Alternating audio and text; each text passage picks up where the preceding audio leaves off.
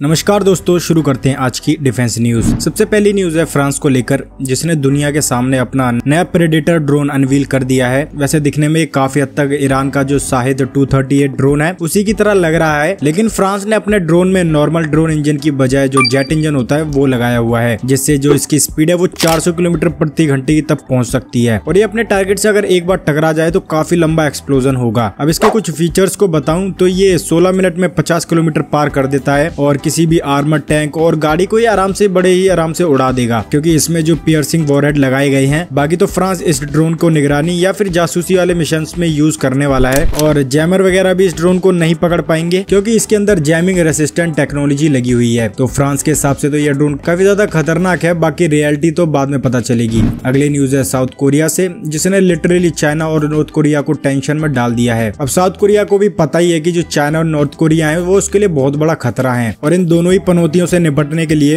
उसने अपनी मिलिट्री को मजबूत करना शुरू कर दिया है। और इसी समय साउथ कोरिया ने अपने नए जो एयरक्राफ्ट है KF-12 उसमें मीटियोर मिसाइल लगाकर ट्रायल किया और उसे सक्सेसफुली कंप्लीट भी कर लिया। बेसिकली इस टेस्ट में इन लोगों ने मिसाइल्स की जो रेंज है और इंटरसेप्शन है वो कितनी अच्छी है इसको पता लगाया था। अब इस टेस्ट के सक्सेसफुल होने के बाद साउथ कोरिया के जो एयरक्राफ्ट है KF-12 वो उन कुछ फाइटर जेट्स में शामिल हो चुका है जो कि ऐसी मिसाइल्स को फायर कर सकता है, क्योंकि Meteor missile Eurofighter, Typhoon, Rafale और जो ग्रिफिन जैसे फाइटर जेट्स हैं उनमें लगी होती है। तो आप लोग खुद ही समझ सकते हो कि ये चीज साउथ कोरिया की पावर को कितना ज्यादा बढ़ा सकती है। बात करें टर्की की, तो इन लोगों ने भी अपने पहले स्टेल्थ फाइटर जेट कान का दूसरा ट्रायल सक्सेसफुली कंप्लीट कर लिया है। अब ये 14 मिनट में 10,000 फीट तक की ऊंचाई तक चला गया था, जो कि स्टेल्थ फाइटर जेट के हिसाब से काफी ज्यादा कम है। साथ ही इसने टेस्ट फ्लाइट के दौरान 426 किलोमीटर प्रति घंटे की रफ्तार भी अचीव कर ली थी। अब मुद्दा ये नहीं है कि ये फाइटर जेट कितना ज्यादा पावरफुल है या फिर कितना ज्यादा कमजोर है। असली सवाल तो ये है कि अगर पाकिस्तान ने टर्की से इस फाइटर जेट को खरीद लिया तो ये हमारे लिए काफी ज्यादा दिक्कत की बात हो सकती है, क्योंकि टर्की, चाइना और जो पाकिस्तान है इन तीनों को ही आपस में एकदम पक्की सहेलियों वाली दोस्ती है। और चाइना ने भी पाकिस्तान को पहले से स्टेल्थ फाइटर जेट J-31 देने का प्रॉमिस किया हुआ है, और ये लोग शायद उसे दे भी देंगे, जिसके बाद पाकिस्तान के पास दो ऑप्शन हो जाएंगे। इससे इंडिया के लिए खतरा पैदा होगा। अब इंडिया भी काफी टाइम से अपने 5th जनरेशन जो फाइटर जेट है आर्म का, उस पर काम करने में लगा हुआ है। वैसे DRDO तो अपना काम पूरी मेहनत से कर रहा है, लेकिन यार आपने अभी तक वीडियो को लाइक नहीं किया है तो वीडियो को जल्दी से लाइक कर दो और चैनल को भी सब्सक्राइब कर देना। इससे हमें काफी ज्यादा मोटिवेशन मिलती है नई वीडियो बनाने के लिए। अगली न्यूज है रशिया को लेकर, जिसके जो प्रेसिडेंट है यानी कि व्लादिमीर पुतिन, उन्होंने अपनी सदर्न मिलिट्री की जो डिवीजन है और जो अपनी नेवी है उसको ऑर्डर दे दिया है कि ये लोग अब टैक्टिकल न्यूक्लियर वेपन्स है उनकी ट्रेनिंग स्टार्ट कर दें। रशिया ने ये सब इसलिए भी किया है क्योंकि जो वेस्टर्न कंट्रीज हैं वो रशिया को काफी ज्यादा धमकाने और उकसाने वाली बातें करने में लगी हुई है, और ऐसा बयान रशिया की डिफेंस मिनिस्ट्री ने दिया है। रशिया ने ट्रेनिंग के टाइम पर न्यूक्लियर वेपन्स को यूज करने के स्ट्रिक्ट ऑर्डर दिए हुए हैं ताकि कोई नुकसान ना हो और जो मिलिट्री ड्रिल है वो किसी नॉर्मल ट्रेनिंग की तरह ही लगे। और ये सब रशिया वेस्टर्न कंट्रीज खास करके अमेरिका को एक मैसेज भेजने के लिए कर रहा है, क्योंकि अकेले अमेरिका ने यूक्रेन को बिलियंस ऑफ डॉलर की एड प्रोवाइड की थी,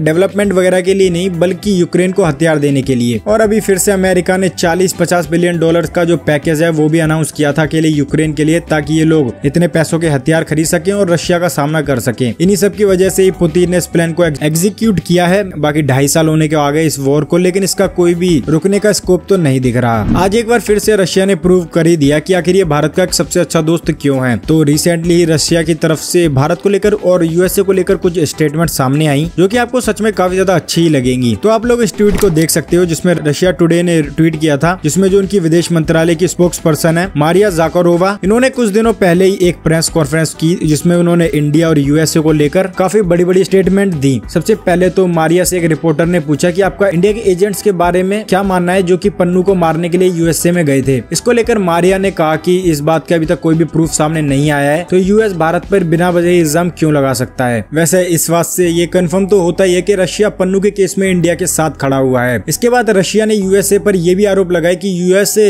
इंडिया को डिस्टेबलाइज करना चाहता है जब भारत में लोकसभा इलेक्शन चल रहे हैं तभी। तो अब ये बात काफी ज्यादा सीरियस है। वैसे भी US इतना ज्यादा ट्रस्ट वर्दी कंट्री तो नहीं है मेरी नजर में। बाकी आप लोग किस कंट्री को सपोर्ट करते हो कमेंट में जरूर बताना, USA या फिर रशिया। बाकी तो मिलते हैं अगली वीडियो में। जय हिंद, वंदे मातरम।